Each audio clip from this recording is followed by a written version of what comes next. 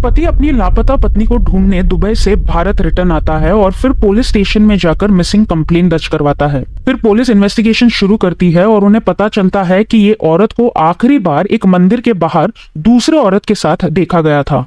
मंदिर के कुछ ही आसपास के लोगों की मदद से एक स्केच बनाया जाता है और फिर इस स्केच को सर्कुलेट किया जाता है।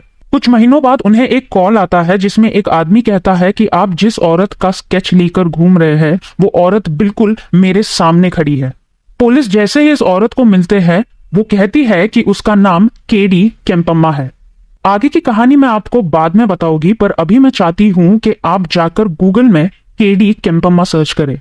जैसे ही आप गूगल में जाके केडी केम्पम्मा सर्च करोगे आपको सबसे पहले एक विकिपीडिया का पेज खुलेगा जिसमें लिखा होगा K.D. Kempamma, infamously known as Cyanide Mallika, is India's first convicted female serial killer. नमस्कार दोस्तों, आज की क्राइम स्टोरी है बेहद famous serial killer of India, इसी K.D. Kempamma के बारे में। K.D. Kempamma का जन्म 1917 कगालीपुरा के कर्नाटक के एक छोटे से गांव में एक गरीब फैमिली में होता है। उसके माता पिता खेतीबाड़ी करते हैं और बहुत ही यंग एज में उसकी शादी की जाती है एक टेलर से। शादी के कुछ ही सालों बाद उसे 3 बच्चे होते हैं। केडी केम्पम्मा अपनी गरीबी के लाइफस्टाइल से बहुत ज्यादा थक चुकी होती है और वो बहुत जल्दी अमीर बनना चाहती थी।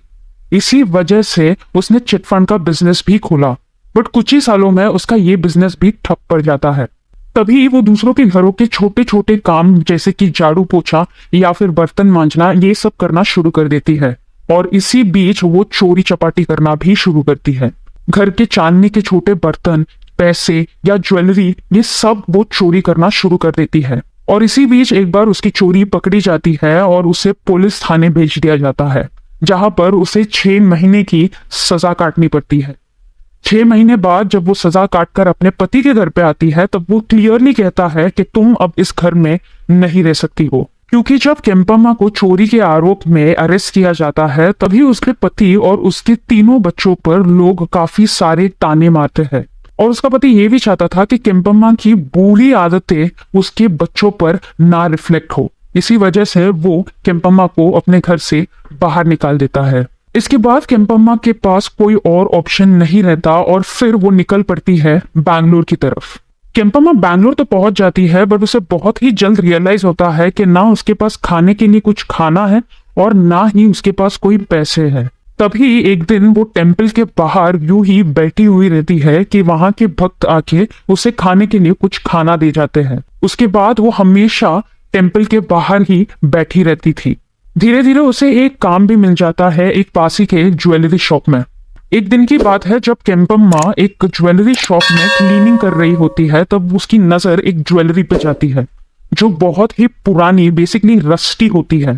तभी वो नोटिस करती है कि एक जौहरी उसे एक पाउडर में डालता है और उसे क्लीन करता है। जैसे ही वो उस पाउडर से उस ज्वेलरी को क्लीन करता है तो वो पूरी तरह से चमकने लगती है। तभी केम्पम्मा आश्चर्यचकित हो जाती है और फिर वो जौहरी से पूछती है कि आखिर वो क्या पाउडर था जिससे ज्वेलरी इतनी ज्यादा चमकने लग जाती है। तभी जौहरी कहता है कि ये कोई ऐसा वैसा पाउडर नहीं है बल्कि इसे साइनाइड कहते हैं। अगर इसे कोई भी ज्वेलरी में डालकर साफ किया जाए तो वो बिल्कुल चमकने लग जाता है। और तभी जौहरी ये भी कहता है कि ये पाउडर इतना स्ट्रांग है कि अगर गलती से कोई इंसान इसे कंज्यूम कर लेता है तो उसकी मौत तुरंत हो जाती है। ये बात सुनते ही कहीं ना कहीं केम्पम्मा के दिमाग में हमेशा के लिए रह जाती है। एक दिन केम्पम्मा जब टेम्पल में रहती है तब वो देखती है कि टेम्पल में अक्सर 2 तरह के लोग आते हैं। एक ऐसे लोग जिनके पास अक्सर पैसे नहीं होते और इसी वजह से वो भगवान के पास आके धन संपत्ति के लिए दुआ मांगते हैं, और दूसरे उस टाइप के लोग जिनके पास बहुत सारे पैसे होते हैं पर उनके अलग प्रॉब्लम्स होते हैं, जैसे किसी को बच्चा नहीं हो रहा है या फिर किसी को हेल्थ इश्यूज हो या फिर किसी को दिमाग में शांति ना हो।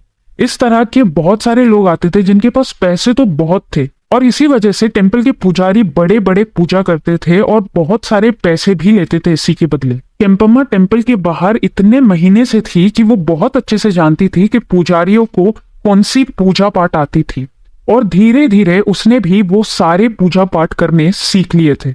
और तभी केम्पम्मा के दिमाग में एक बहुत ही खौफनाक मर्डर प्लान बनता है। एक खौफनाक मर्डर प्लान के बारे में मैं आपको बाद में बताऊंगी, बट सबसे पहले हम सारे 6 विक्टिम्स के बारे में जान लेते हैं।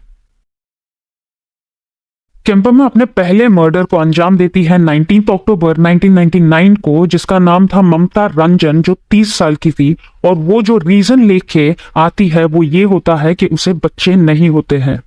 दूसरा मर्डर होता है एलिजाबेथ की, जो 52 ईयर्स की होती है।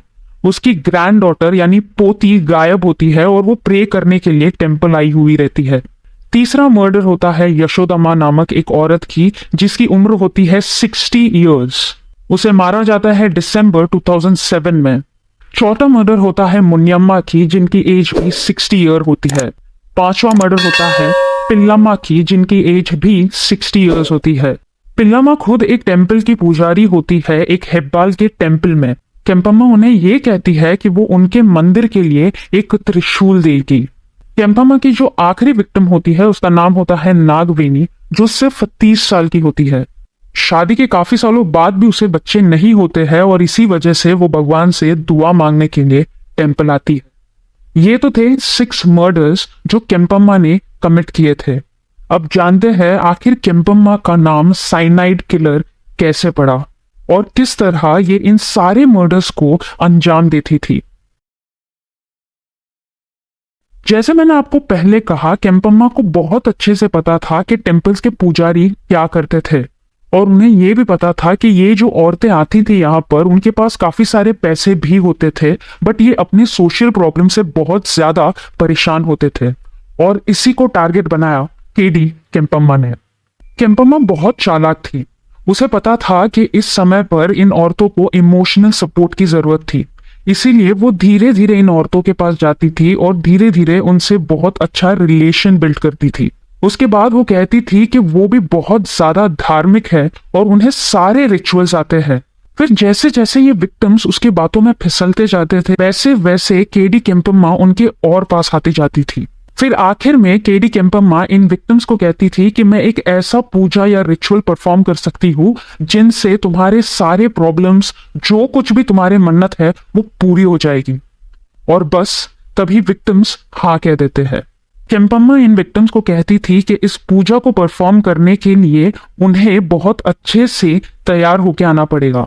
इसका मतलब नए सारे के सारे ज्वेलरीज जितने भी है वो सब कुछ पहनकर आना पड़ेगा और उसी के साथ थोड़े बहुत कैश भी लेके आना पड़ेगा। और फिर केडी केम्पम्मा इन विक्टिम्स को एक ऐसी जगह ले जाती थी जो काफी ज्यादा सुनसान होता था, जहाँ पे ऑलरेडी केम्पम्मा काफी सारे फूल और फ्रूट्स और फल लाके रख देती थी और पूरे पूजा की सामग्री भी लाती थी। उसके बाद वो पूजा को परफॉर्म करती थी और सारे रिचुअल्स को कंप्लीट करती थी। आखिर में वो विक्टिम को होली वाटर यानी तीर्थ देती थी पीने के लिए और वो कहती थी कि इसे आंख बंद करके पीना और जब इसे पियोगे तो अपनी जितने भी मन्नत है वो पूरे सच्चे दिल से पूछना। जैसे ही विक्टिम्स इस होली वाटर या तीर्थ को पी लेते थे, उनकी तभी की तभी मौत हो जाती थी, क्योंकि उस होली वाटर यानी तीर्थ में साइनाइड मिलाया होता है। और बस जैसे ही विक्टिम्स मर जाते थे, केडी केम्पम्मा उनके सारे ज्वेलरीज लेके वहां से फरार हो जाती थी। किसी को कानो कान खबर भी नहीं पड़ती थी। यही प्लान बार बार केडी केम्पम्मा ने बहुत सारे टेम्पल्स में ऑल अराउंड बैंगलोर सिटीज में किए थे और किसी को कुछ भी नहीं पता चला। और ये सिलसिला कम से कम 10 से 20 साल तक चला। बीच में कुछ साल केडी केम्पम्मा ने कोई भी मर्डर्स नहीं किए।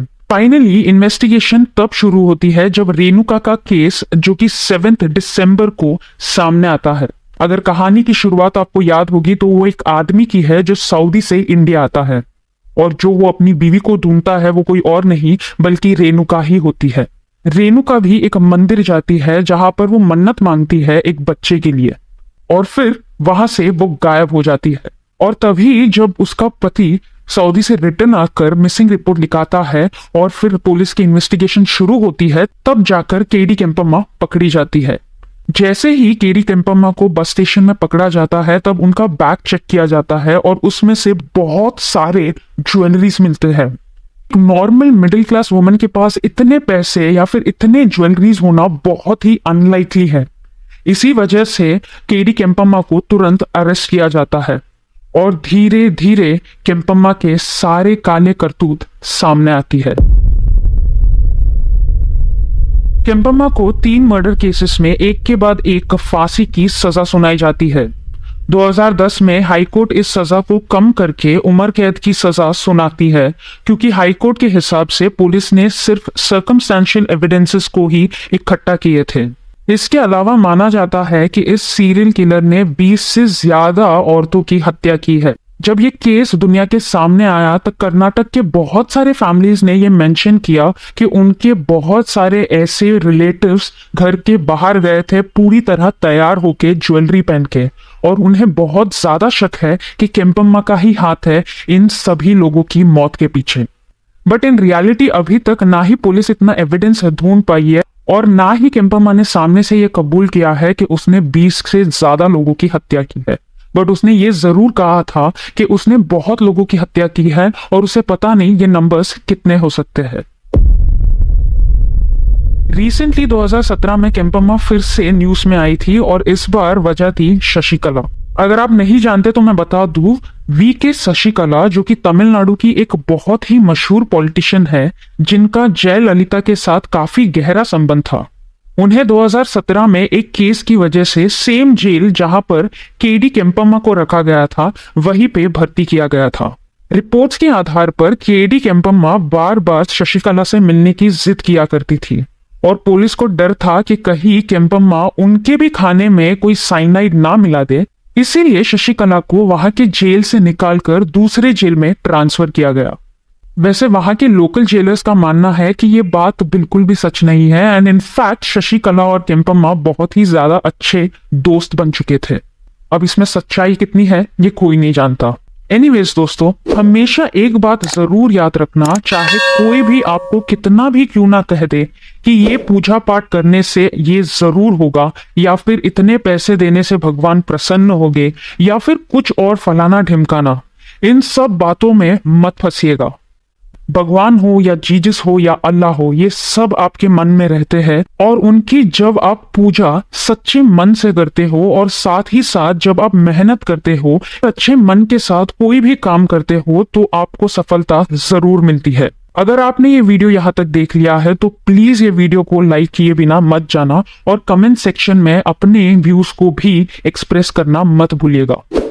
चैनल को अभी तक सब्सक्राइब नहीं किया है तो वो भी प्लीज कर देना। मिलते हैं अगले वीडियो में।